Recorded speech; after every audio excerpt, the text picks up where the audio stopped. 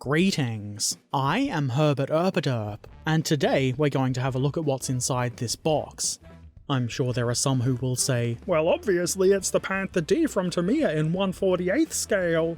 but how can we be certain unless we look inside the box? This video was sponsored by Metro Hobbies, who were kind enough to send me this kit for the purpose of making a build video, which will come later, because I obviously have to build the kit first, and I will be starting that on stream quite soon. The build video will follow shortly after. Check out Metro Hobbies in the links in the description below. The link to my Twitch channel where you can watch me build this live can also be found there. For now, let's have a look at what's in the box. It's plastic sprues, wrapped in plastic.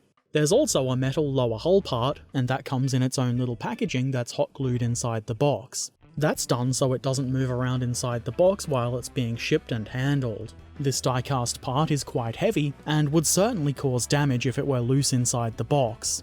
Here we can see that it does have some detail to it, though it doesn't really need a lot. It'll mostly be hidden behind the wheels and tracks and such. It's pretty good, and like I said, it's pretty hefty. Obviously the intention here is for this to add weight to the model, which is not something I personally find necessary, but some people do. Because there's no alternative plastic part for this, it's an integral part of the model, so people who don't want the weight will just have to deal with it. And I don't really mind, it's just something I don't feel a need for. You can see that the printing on the inside of the hull says that it's from 2005, which, now that I think about it, is a really long time ago, though Tamiya kits are consistently high quality, and even the old ones are good. That said, I do believe this particular kit is a 2019 release. ScaleMates tells us there are new parts. I have no idea what those parts are though.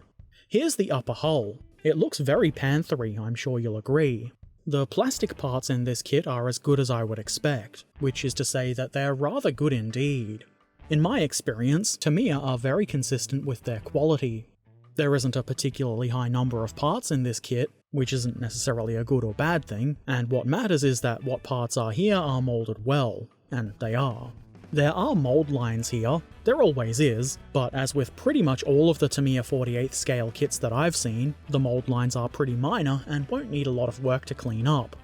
I'm expecting all of these parts to go together neatly with no issues, and I don't think that's an unreasonable expectation at all, and once they are together there shouldn't be much, if any, need for putty or further work. Of course, having not yet built the model I can't say that for certain, but I am pretty confident. The tracks in this kit are link and length, which I like. I think they're much better than the dreaded rubber band tracks, and much less time consuming than individual links. I've rarely had any issues with Tamiya's link and length tracks, so I'm expecting these to go on with no issue.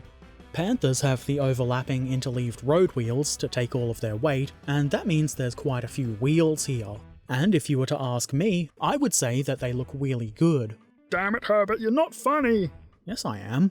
This is the final sprue, which, as you can see, has mostly turret bits, and a hull rear plate.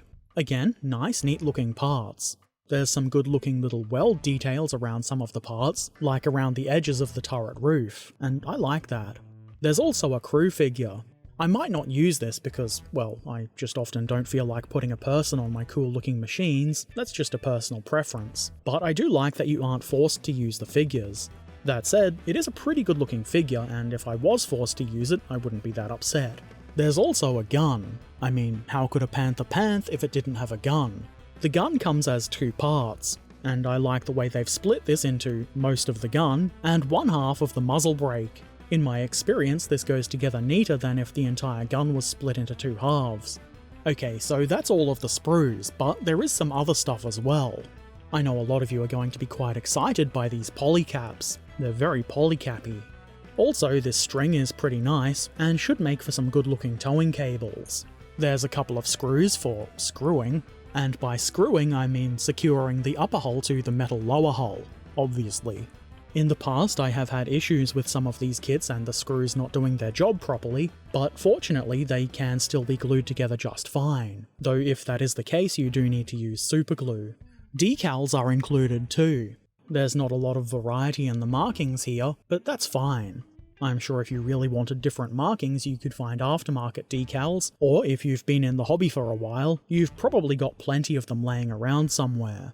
I kind of like the little panthers here, and the broken up numbers are interesting too. I expect that's so that you can fit them around some of the details or something like that. Some background information and a basic painting and marking guide is also included. These are good to have and can be useful, but by no means is this the only way that you're allowed to mark or paint the tank. Nor do you have to use Tamiya's paint. However, this can be a pretty helpful starting point when you're deciding how to paint the model. Finally, we have the instructions.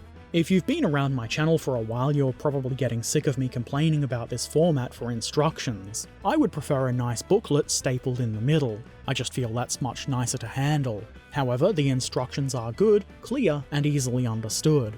That said, there could be issues with them that I haven't discovered yet, having not yet built the model, and if I do encounter anything that's worth noting, I will of course do so in the build video, which will be along sometime soon. I'm looking forward to building this kit. I haven't built a Tamiya 48th scale kit for a while, and they are a lot of fun, so I think it's about time. I will be building this on stream quite soon. At the time of recording, I plan to start on Monday the 17th of May at around 9 AM Australian Eastern Standard Time. For those who want to watch the stream, a link to my Twitch channel is in the description below. Of course, plans can change, but there will be a notification on Discord, so keep an eye out there. I would like to say a big thank you to Metro Hobbies for sending me this kit. I appreciate their support quite a lot, and I definitely recommend you check out their store. They should have all of your modelling needs and wants, alongside excellent service. There's a link in the description to check out the things Metro Hobbies offer, as well as a specific link through which you can purchase this particular kit if you want. Go take a look. Okay, so that's it for today. If you have any questions or comments, feel free to put them in the comment section below. If you've built one of these and you've got any tips or things to look out for when building this tank, it would be nice to see that kind of thing in the comment section too. And if you've not already done so, why not subscribe, follow, ring the bell, become a patron if you would like to see my videos a bit early, or maybe just come say hi on Discord or Twitch when I'm live. And, as always, I shall return soon. So, until then, be excellent to each other, have a fantastic day, and thank you for watching. Farewell.